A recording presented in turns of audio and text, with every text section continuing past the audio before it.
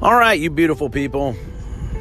We've got nothing but rain in the Memphis area today, but our spirits are high anyway.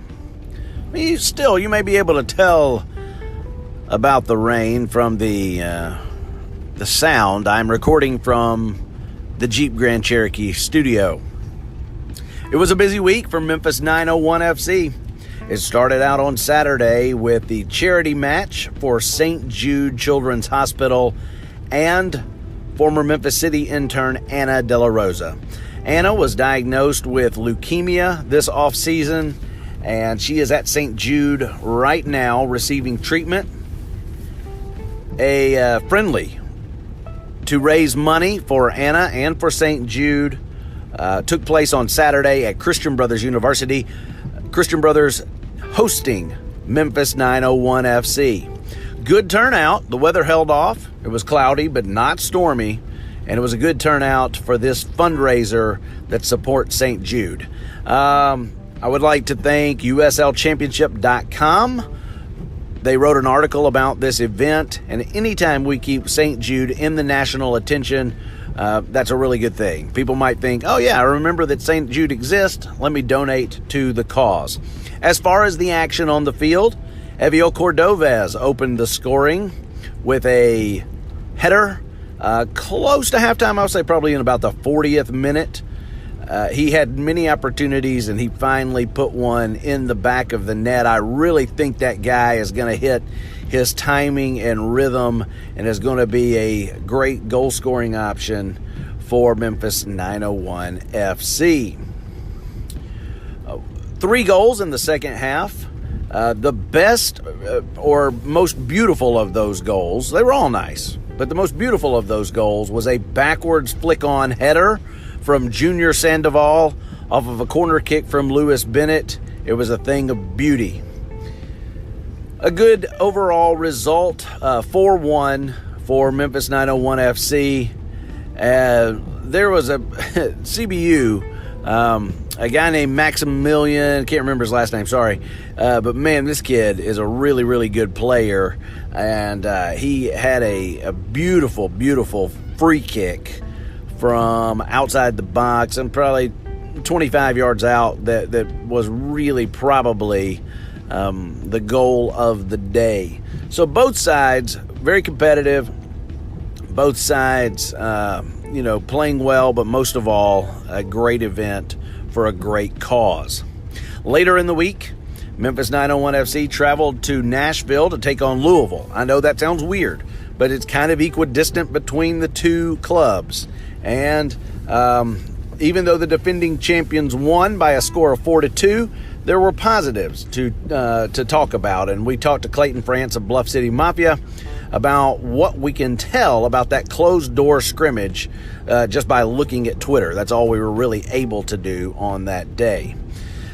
So sit back, relax, and enjoy the 901 Soccer Podcast.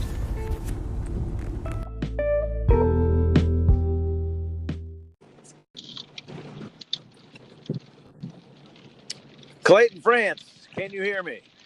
Yes, I can. Hey, buddy, how are you? I'm doing great, man.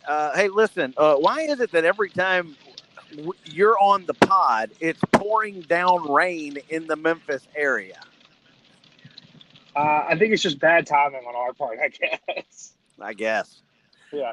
I guess. Our next podcast, I'll be sure to check the radar a few days in advance, and we'll see what we're looking like. Okay, speaking of pouring down rain, it was raining in Nashville, Tennessee yesterday, while the two-time defending champion Louisville City FC was taking on our beloved Memphis 901 FC.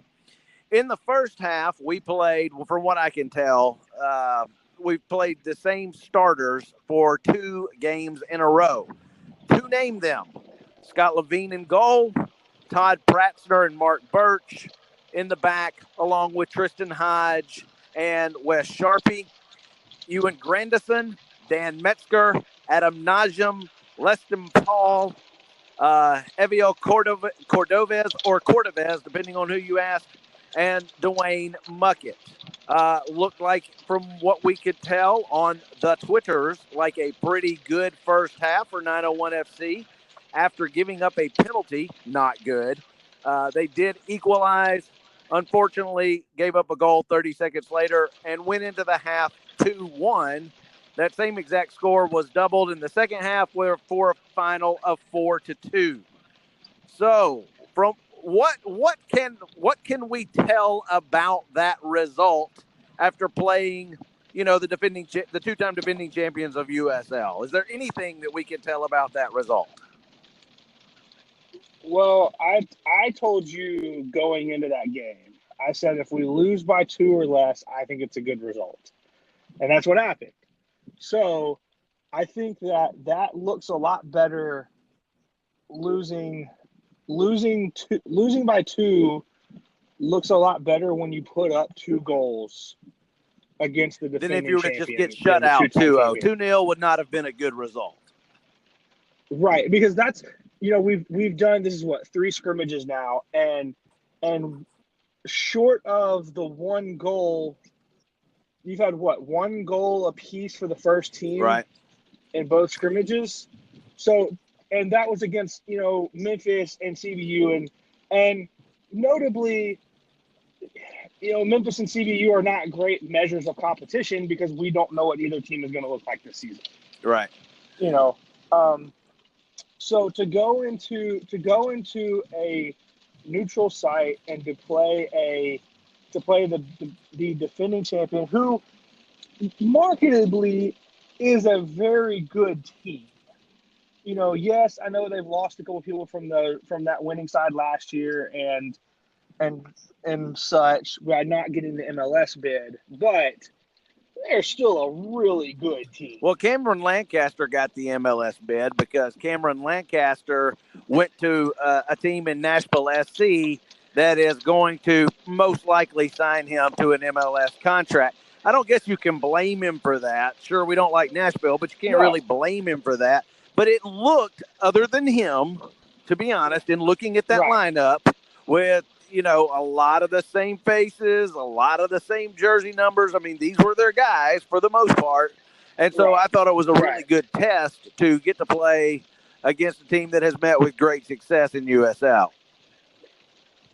Right. And I mean, and that's really, that's really the mark of comparison in the USL is how do you stack up against the defending champion? How do you look, at what measure of success can you take away from that? And I think this is a good result.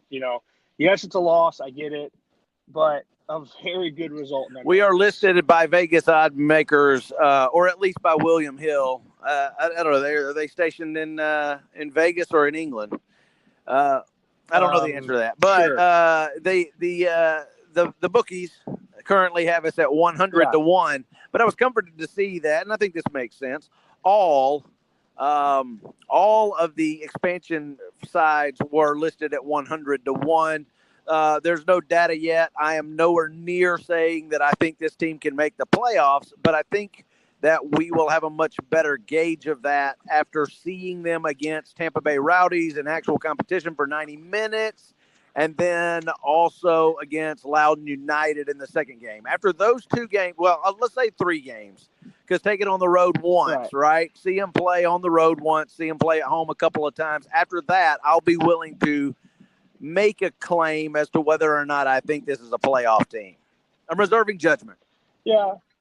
Yeah, I think that's the right decision here. I mean, as much as everybody would like to come into the season and beat their chest and say, we're guaranteed playoff contenders, that's obviously, there's no data to support anything like that. So, I mean, at 100-1 odds to win the league, it's been done. It's definitely been done at worse odds. Yeah.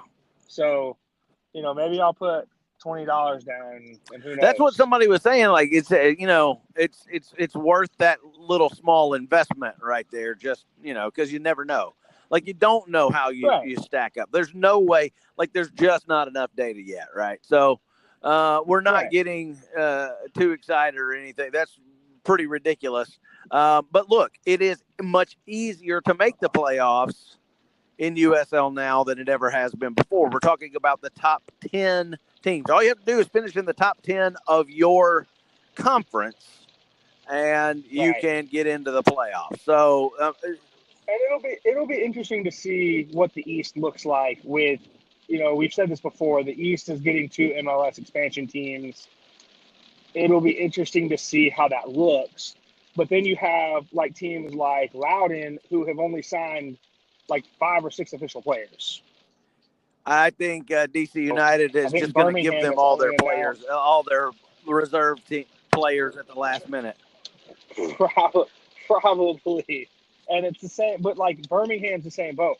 I mean, Birmingham is only announced. Yeah, but like, what if on like Loudoun the day before their game, it's like Loudoun United signs 15 players, and they're all from DC United. They're on loan. DC United announces 15 loans. Mean, that would not surprise me. Yeah, that wouldn't surprise me. I'm sure that's what a lot of MLS teams do. The guys have to get experience somewhere. So, I mean, that wouldn't surprise me if that's what, some of the MLS teams do. We're new to this. We've never done this before. So I don't have a gauge of what to expect. But at the same time, I am really looking forward to see how we stack up. I think the East is marketably stronger than the West this year. As far as talent goes, especially with Nashville making, some headline signings. Obviously Louisville is who they are. Cincinnati made such a deep US Open Cup run last year. I think it's going to be a lot of fun. I think it's going to be a good time. St. Louis comes back to the East and supposedly a pretty strong squad. I mean, so we now know with a guaranteed amount of certainty that there will be no Memphis City FC this year. We still maintain hope that there will be a development team in the future for the teenage kids who are trying to get some more experience or could potentially play at the pro level to play, under the 901 FC umbrella or whatever you want to call it. But, I'm dealing emotionally with the fact that there is no Memphis City FC this year. So, I know you've got, as the capo at Bluff City Mafia, I know you've got a lot on your plate, but what are some Memphis City memories that'll stick out to you? Oh man, there's a lot. Definitely the first time that we ever did this with, a match of, against, it was really just a bunch of college kids that none of us knew who any of them were against some high school That's kids. Exactly what we had. Yeah. And that was a lot of fun. I mean, we banged one a drum. Single drum. Nope. With one mallet. One drum with one mallet. Right. And Taylor, for the life of him, could not figure out how to get the beat to shots, even though. All right. Let's see if it works this time. Oh, well, the very first time we ever ripped smoke bombs. Yeah. That's a good time. That was so phenomenal. I mean. And going off of that one, I will bring up the time with Academy at home was a lot of fun because I think that was our best smoke bomb display ever. Yeah, that was pretty great. The announcers, that was the first time we ever had announcers on a game on the live stream, and they could not see the first goal. Right. Because of all the smoke, and I was, pretty proud of that. Yeah. You definitely want to have those kind of moments. When you do a supporters group, you look at it and you want to have the moments that people are going to remember, not just the people that are in the group, but people from around the country. And I think that was one that got a little bit of a recognition, else in other places. I also, in that Portsmouth game, I also really liked that was one of my favorite rogue selfies.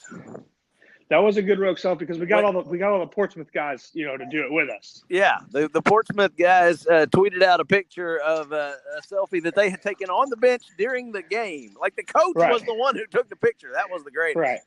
Right. Yeah, those kids were just having a blast, and they were enjoying the music, enjoying the smoke, and laughing at our ridiculously stupid jokes. Right. I had several of them come up to me after the game and tell them it felt like home. So. That was a pretty proudful moment. That's awesome. So that's awesome. Well, look, man, we're going to let you go. We're kind of approaching a bit of our new self-imposed time limit as we're trying to get these segments in a little bit quicker these days than our traditional hour and a half, 2-hour podcast. But anyway, got Fan Fest coming up on March the 2nd, and I'm sure Bluff City Mafia will be well represented. Bluff City Mafia will definitely be there. And if you haven't got your Bluff City Mafia gear, reach out to us, let us know, and we will take care of that. All right, Clayton France, thanks a lot, man. It's good talking with you. All right, Scotty, we'll talk soon. All right, see ya. See ya.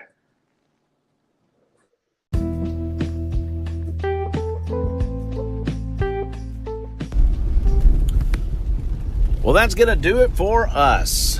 Don't forget about FanFest on March the 2nd, and we are just mere weeks away from our March the 9th opener versus the Tampa Bay Rowdies, 6 o'clock, AutoZone Park.